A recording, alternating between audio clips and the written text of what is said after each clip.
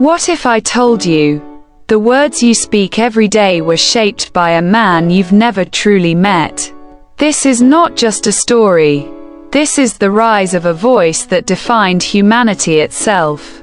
Today's story: The Bard of Avon. The year was 1564, and the air in Stratford-upon-Avon was thick with the scent of spring rain and blooming orchards.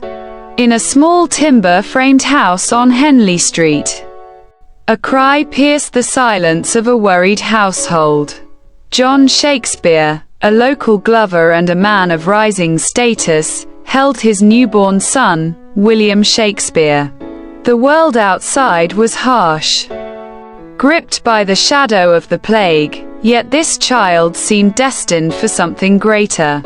Young William grew up surrounded by the rhythmic sounds of his father's workshop. But his eyes were always fixed on the horizon, toward the rolling hills of Warwickshire. He spent his afternoons by the River Avon, listening to the wind as if it carried secrets meant only for him. To others, it was just nature. To William, it was a hidden language. At school, he encountered the great minds of the past. While others memorized words, William brought them to life. But his world soon changed. His father's fortune collapsed. Books were replaced by responsibility. At just 18, he married Anne Hathaway, and adulthood came faster than he was ready for. Yet, something inside him refused to fade. One night, under a sky full of silent stars, he made a choice. He left everything behind, and walked toward London, a city alive with chaos and opportunity. He started at the very bottom, holding horses outside theaters. But he watched. He listened. He learned. Slowly, he stepped onto the stage. First as an actor, then as a writer. He didn't just write stories. He revealed the human soul. With Romeo and Juliet, he captured love in its purest, most tragic form.